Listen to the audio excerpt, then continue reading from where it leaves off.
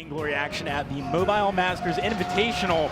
And in fact, it is our last game between the world reigning champions, Rox Armada. So this is gonna be a spicy final match here. All right, you can see Cloud9 making their way onto the stage. This is our reigning champion for the West at the very least. They won our Unified Live Championship in London in style recently.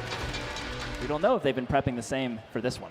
And speaking of draft, we've got it ready. It's Rox Armada versus Cloud9, the final game of the day for Run the Gauntlet here with Vainglory at the Mobile Masters Invitational. Adagio first ban. What a respect What happened ban. to the Grumpjaw? I mean, so Rox, like, if Oldskool has to feel pretty good right now, because honestly, probably the best Adagio in the world in lane, and Rox respects this pick, respects the ability for them to build a composition around it. They saw how Cloud9 just dismantled the TSM with Adagio Rona combos, so they're like, no Adagio for you, and Cloud9 says, all right, we'll ban the Grumpjaw. Yeah, I mean, they would have probably given it over to Rox otherwise. I don't even know what that would be like. Mango on Grumpjaw. I don't think you pick Baron if Grumpjaw's available, to be honest, but you do pick it when it's up. And Baron does come through, so Rox saying Baron is the key to winning this entire Gauntlet series, and Cloud9 is going to have an answer here. If they go with Vox, once again, Oldskool's signature hero is Vox. Yes, best Adagio, but if there's going to be a thing after that, Vox is certainly the pickup. So a little bit of a trend here in terms of how these teams are coming together. What's going to be interesting now is what do they feel like is the threat? What is the next ban for each of these teams that really is going to allow them to round out their composition? Oh, man. I think maybe banning Glaive is best here, unless you're going to pick it. Because I think Rox Armada's Glaive has been really nasty. Like, dealing with that, it just sets Druid up for success. Yeah, I think you have to respect the Glaive pick for sure. You either get it or ban it away. I think that is highly contestable. I think you also have to be careful about the Koshka. Wow. Interesting. Okay, so this is more of a storytelling ban, less of something that's specifically a target, because Koshka being up perhaps is something Cloud9 is okay with. Perhaps they feel like if Rox goes towards a Koshka pick, they can deal with it because Rox can't pick after this ban. So now Cloud9 gets whatever they want. I think you take Glaive. I mean, I'm staying on the Glaive train here. I really do think that it's something that Rox Armada is just going to be able to utilize very well. If they don't go Glaive, though, Koshka would have been my second choice, actually.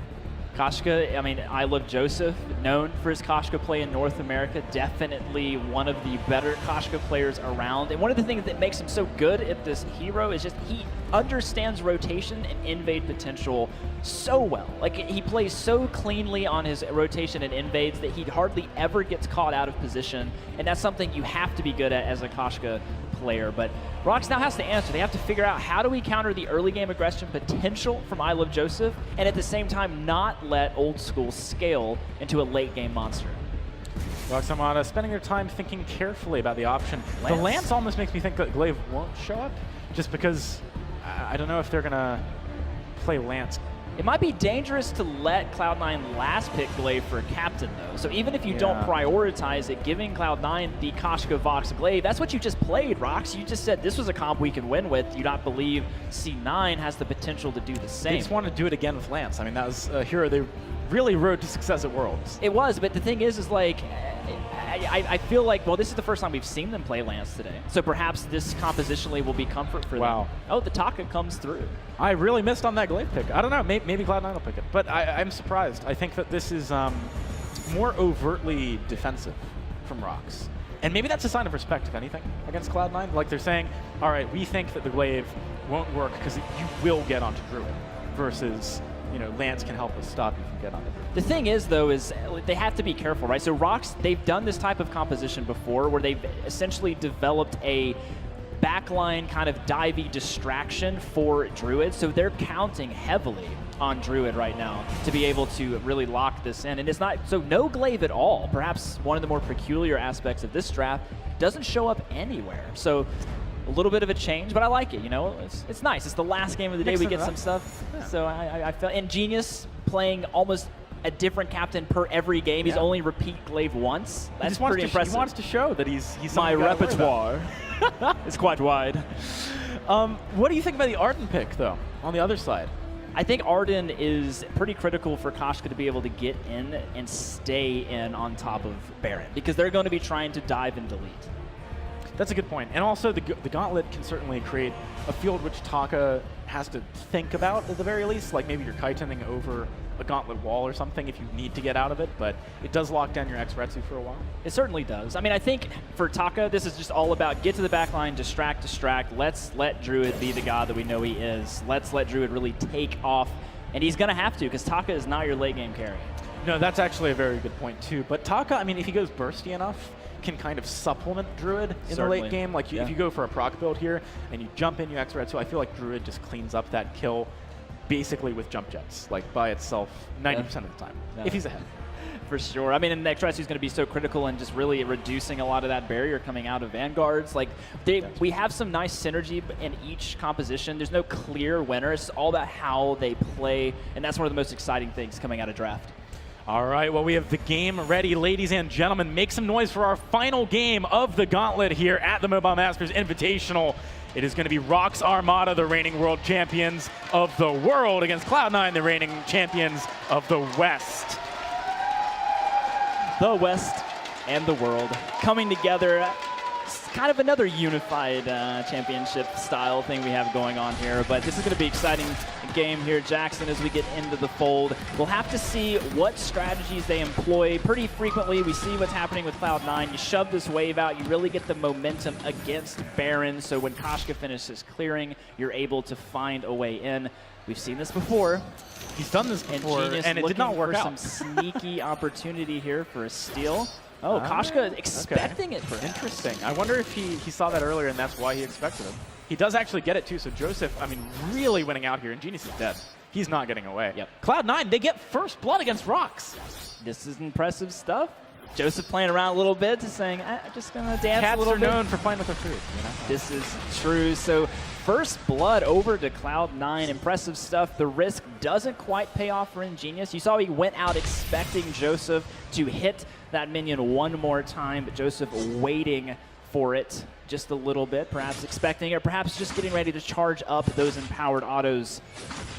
We'll have to see what happens. But Mango is going to get the Elder from this since Koshka went back home. So whenever you lose something somewhere, you definitely want to find something else on the map. It's one of the things that Rox is so good at doing. Even if they accidentally make a mistake or they end up at a disadvantage, they make a play somewhere else on the map.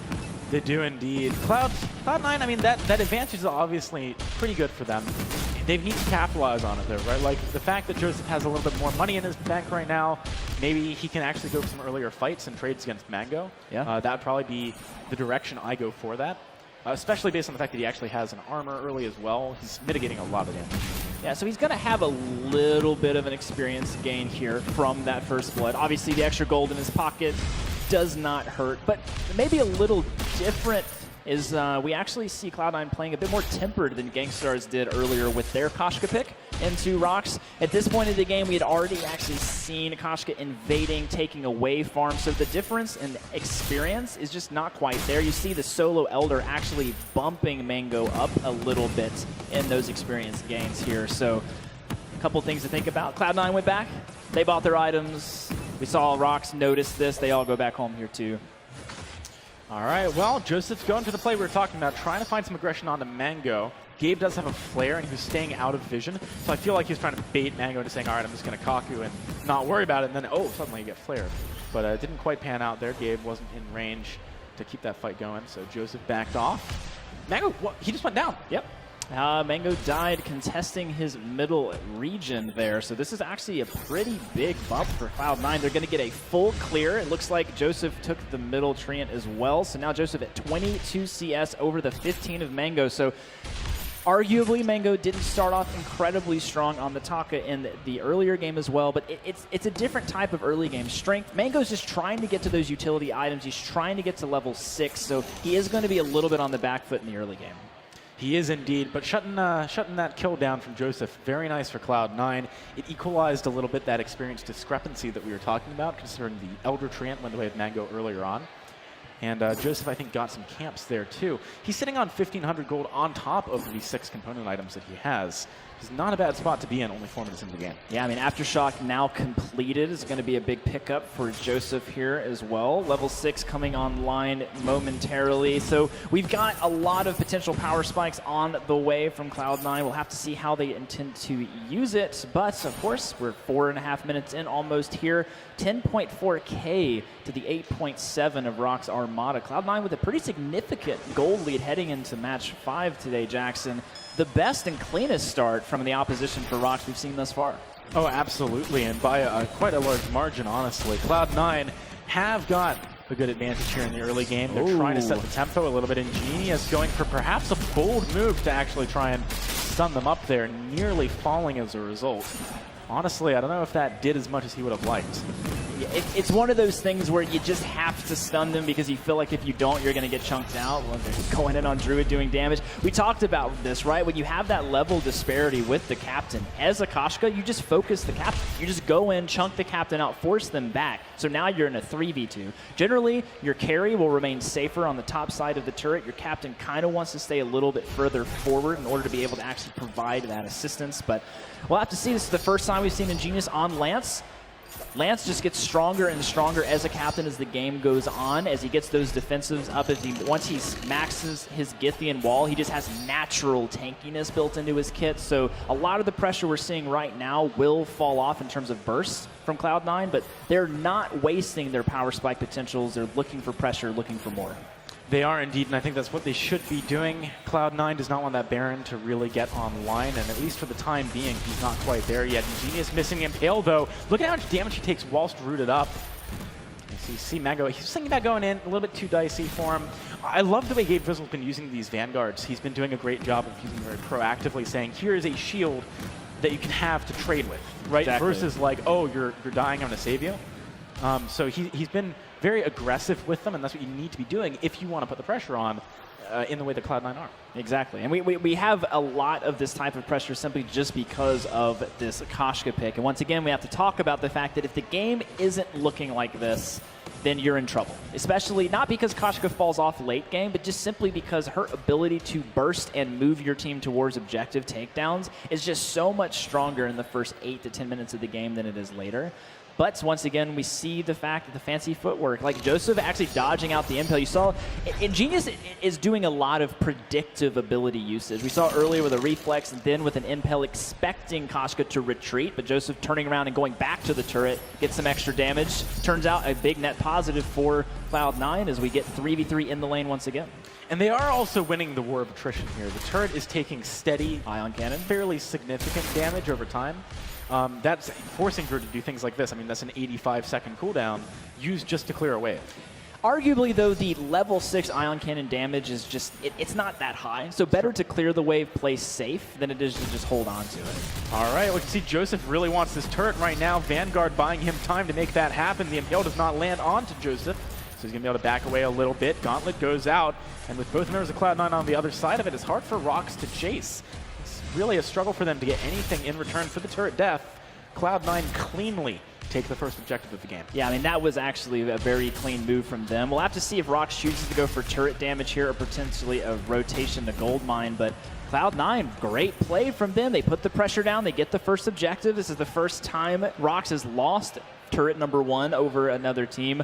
So really good stuff coming out of C9, and the Gauntlet, a great disengage, so they weren't getting traded upon. Of course, Rox still had Fountain that entire time, so if, for whatever reason, Cloud9 got caught, would have been a really dangerous turnaround objective.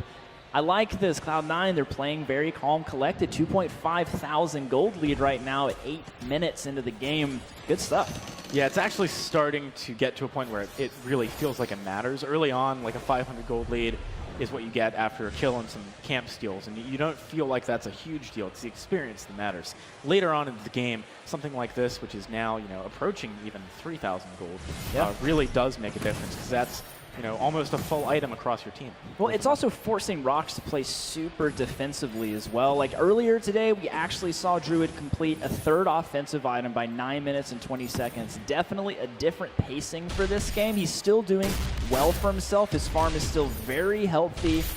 But once again, this is more of the traditional type of Baron we're used to seeing, where you don't quite take off as early as Druid has before, but that's still that lingering thing, right? Where you know Baron just continues to get stronger and stronger and stronger. You got to keep that in the back of your mind. What do you think about the build that he's been going, by the way? Sarblade into Tension Bow rather than Sarblade into Breaking Point, which used to be the norm.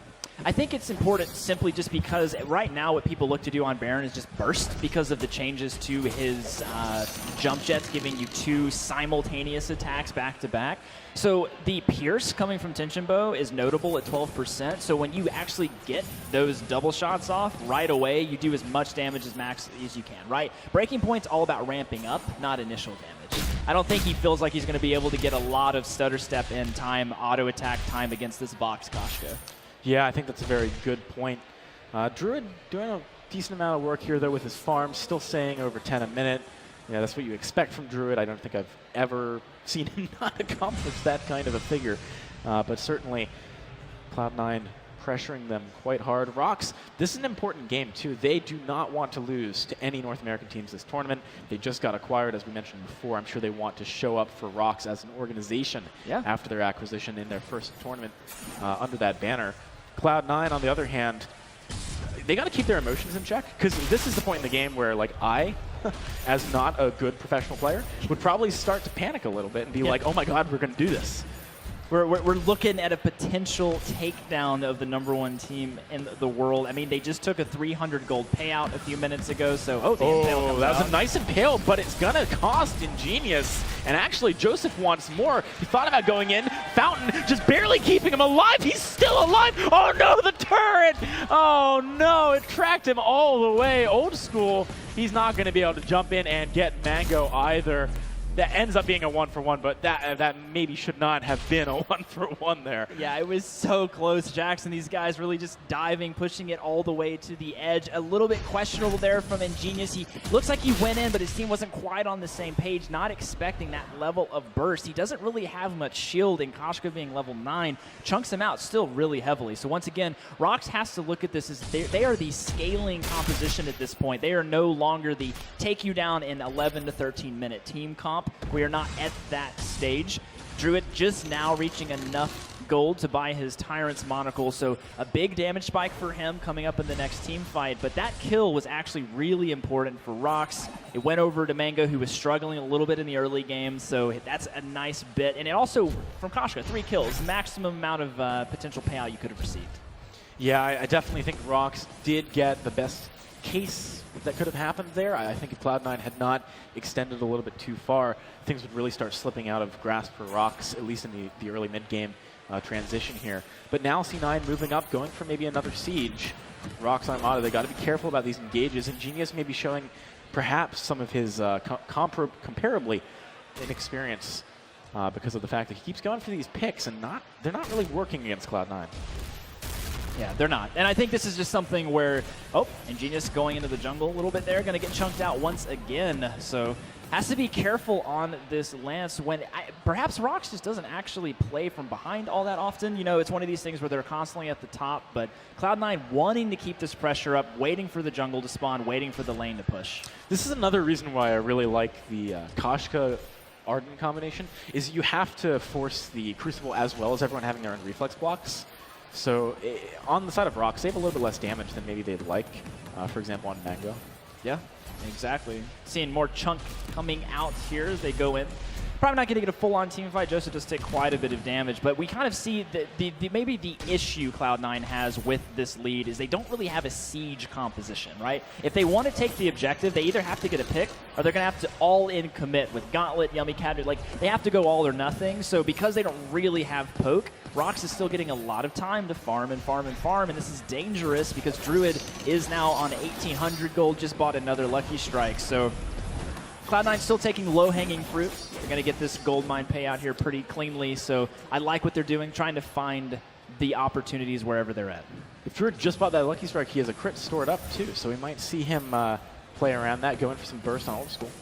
Yeah, he's got an infusion right now as well. Looking, at this point, Rox knows that Cloud9 is going to be ready to dive. Like, once a couple of items come online, we have the BM, we have the Infusion in the pocket for Joseph here. Oldskool's Infusion's about to fall, but likely will repurchase. So in the next minute or so, we're probably going to be looking at a potential dive under this second turret. It's already half health, so any consistent damage that even pushes Rox back gives them the objective. They don't actually have to get kills. They just have to find damage onto one person on the Armada team in order to get the position on this objective.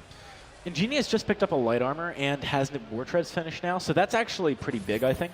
He's been dying too quickly in the last fights, and with the additional health from the war treads and the additional mitigation from the armor on light armor, that's going to be massive against Oldskool, who's been bursting him down quite quickly. Yeah, I do think so as well. So once again, we just talk about this Rox. This is a scaling comp now, scaling. So Cloud9, they want to be able to do as much as they can in this early game. Ion Cannon being used once again to clear the minion wave. Oh, here goes Gabevizzle. He's trying to set up this play for his team. Silence coming out, does actually land onto Druid. He's just going to be using that jump jets on the spot, trying to get some more attacks down. Overall, I mean, considering that was under a turret, the trade is even. Cloud9 is definitely getting the edge in a lot of these fights. Fountain even used on Engineeus. The Kraken has awakened, but meanwhile, we got this fight going on. Druid does get some nice splash damage onto the team there. Whoa, Oldskool nearly lands that bounce to kill Mango. Turret could go down on the next wave, but I think just rotating back, maybe taking vision in the jungle, yeah, safer bet. There's just not enough up for C9. Nobody feels really comfortable fighting without their Fountain now. Because of the splash damage that's coming out of Baron, if you fight without Fountain, it's very dangerous, because people can just get picked off by accident. You could be going for one target, you run too close, take the splash damage, end up dead without even realizing it. But you saw what Cloud9's attempt there was under the turret. Gabe went in with blood for blood, got a triple Atlas off. They looked to do damage to the turret, just weren't quite able to find a kill to stick to that target. Druid now completing his Tornado Trigger. He is at the 4-item level 12 Baron that Cloud9 is now having to be concerned about. What do you think about Ozo going Metal Jacket and Aegis here? That is a lot of defense. He has to, or else he just dies. Like, at this point, Oldschool's win condition for the late game is just to stay alive and just do more damage with Breaking Point. Stack, stack, stack, stack. Here we go. It's going to be the Silence. Lands onto the front line. The turret falls as well. You can see that's all Cloud9 wanted. They just invested a little bit into it and managed to make it happen, but Oldskool gets burst down very low. Joseph tries to dive onto the back line, but he's actually followed by Mango. That buys Oldskool some time to maybe ramp up a little bit more. He's on the 9 Breaking Point stacks now. If he can manage to kite on backwards just a little bit more, this is going to turn badly for Rox, and he does manage to get that first kill onto Engineeus. Druid waiting in the wings, though. I don't know if you can do this. Druid is thinking about going in. He's got that perfect reset, but Oldskool, nice. Good thing he had that Metal Jacket. Yeah, Metal Jacket and the boot active available. A little bit of miscommunication there, perhaps from Rox Armada, something pretty rare for us to see, but we actually had more of like a 2v2 chase while Druid was getting the Treant. Just a little bit of timid play. Shiver Steel coming online for Gabevizzle, really going to lock down Mango once he dives to the back line. That's a pretty important pickup, perhaps undervalued many times against this kind of slippery composition, but I would say that Rox Armada right now, some of their weakest part of their team fight is just Engineeus not looking as strong on this Lance as he has earlier on other picks, so maybe that was Willie's pocket pick, his go-to, but Rox having a tough time playing around this hero right now. I feel like Mango is not having the same impact either. He's not consistently able to stick on Oldskool for pressure, and part of that is Oldskool's defensive itemization, but also part of that is, like, you know, we talked about Taka falling off a little bit later on. I think he needs to focus on, at this point, just being there mostly for Mortal Wounds utility and trying to target whoever Druid wants to burst so they can't sustain back up if it's like Oldskool with a poison shiv. Yeah. Or even Gabevizzle with his perk. But right now, needs to be careful right now. He's giving stacks to Oldskool. He's only level 10, very under-leveled at this moment. Oldskool might drop those stacks, though. Yeah, he just dropped them. Joseph does get knocked into the wall, silenced up a little bit as Druid on the backline is dived upon. He's got to be careful about walking that Gauntlet. He just turns around, though. Druid, he might be able to set this kill up onto Gabevizzle. He's looking for it. Oldskool thinking about going back in, though. He's got a lot of damage right now. 10 Breaking Point stacks. If he keeps on going in, he might be able to find him. Impale. Engineeus, he finds the crowd control. Oldskool, he wants the turn. He's not going to be able to, though. The Sentry doing some serious work. Gabevizzle lives with 1 hit left. Wow, that was close. Rox, I mean, 1 more attack from anyone would have killed Gabe. 2 more would have killed Oldskool. Oh my goodness. So close. That was such a close team fight, and perhaps a bit of decision misplay from Rox. Just they're not fully infused, and Cloud9 is. Like, you can't keep taking a fight at a disadvantage like that. You need to get infusions on all your players. Engineeus actually coming up huge in that team fight. He got a Githian Wall stun on Joseph right before Joseph would have killed Druid, allowed Druid to turn around, get the damage down. He also gets another Githian Wall at the end, double impale. So Engineeus really stepping up there, but once again, the impact from Mango on this Taka, just not really feeling it quite yet, not being able to find the target. Metal Jacket, Atlas, double Atlas, like Cloud9's composition is built to shut down a Baron right now. And it's working very well. But Druid, I mean, you got to give him so much props. The mechanical plays this guy makes, even in bad situations, are amazing. He just stood his ground, didn't even have a moment where he like turned and wasted auto attack time to avoid that gauntlet. He just knew exactly what he needed to do. Engineeus tries to go in here, even thinking about unleashing the Kraken with the steal. Does not do it. Nice job with the reflex block. That's actually a lot of ultimates burned from Cloud9. We could have a fight here. Druid is on the back line doing so much work right now, but he needs to be very careful because Oldskool is ramping up on the other side. This fight looks like Druid could do some work in the short term, but later on, he would have had to go against Oldskool with like full stacks on breaking point. Yeah, I mean, this build coming out of Vox right now is simply just that. He stacks, he dodges, he dives around the front line of Lance and Taka, gets a lot of stacks and looks to transition that power back to the back line for Baron. But with this Kraken push, this is going to be a choke point turret for sure. We'll have to see if Cloud9 can get more, but Rox Armada continuing to be on the back foot, not getting any team fight that they really want. Fuji, we could be watching, you know, some serious history being made here as Cloud9 are doing fantastically against Rox Armada right now. Yes, Rox could come back. They've certainly got a composition with that Baron that can do well in the later stages of the game, but Kraken's still over half health after that first turret. Yeah, with no Gauntlet available for Gabevizzle, not going to go in for more, just using the Kraken to get the guaranteed choke point turret down. Once again, we talked a little bit about this. Cloud9 don't have the greatest siege composition, but one team fight win for Rox Armada is going to probably mean 2 to 3 turrets being taken down. That's a lot of gold on the map we're still looking at. Druid like 3 shots turrets at this point. I like the Slumbering Husk pickup on Joseph, actually. If he jumps in and Druid tries to turn around and burst with the Tension Bro and crits, a lot of that damage is going to be just totally mitigated.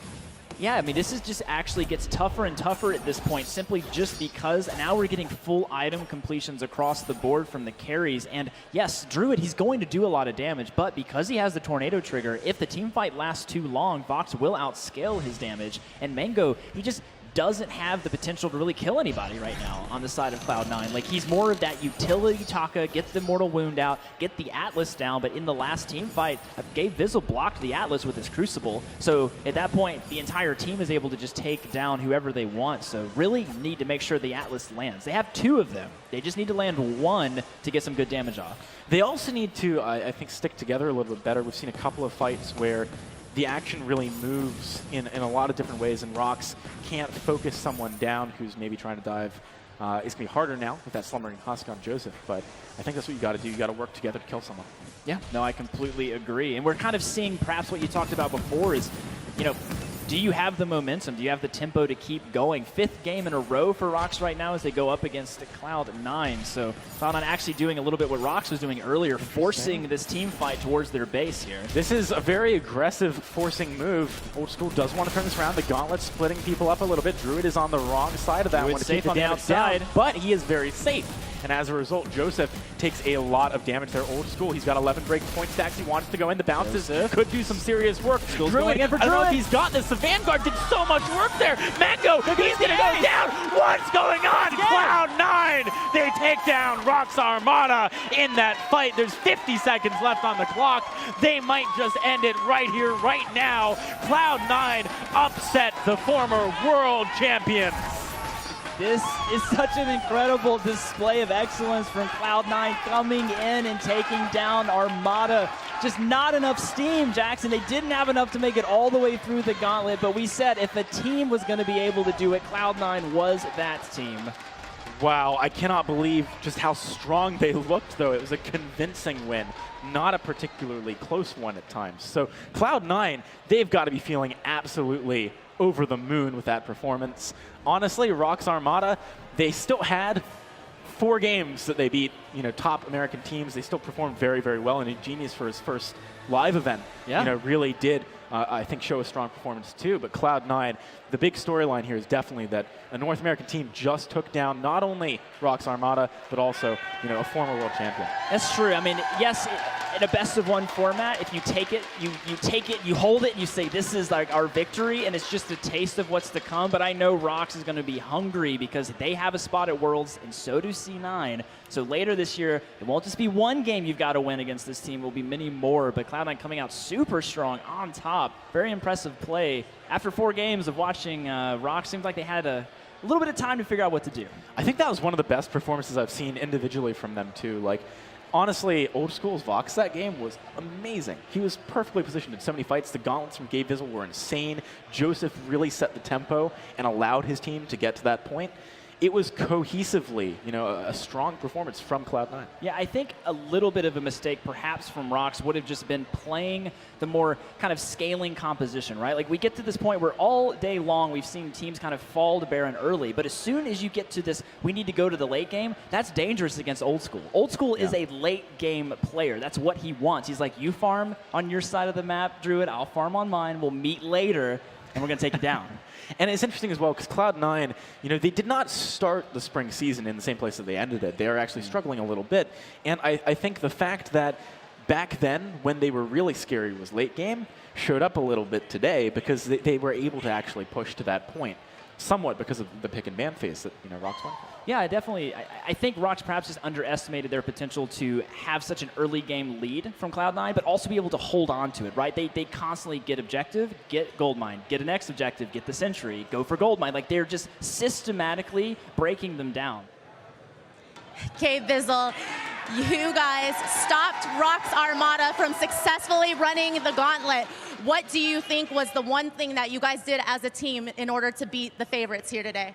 I would definitely say that our communication was really on point that game. I think that Oldskool played like a god. Like, he carried us the whole game. A lot of momentum coming into this match, and the motivation just like to be the best is definitely there. So we wanted to take home the trophy for NA, and that's what we did.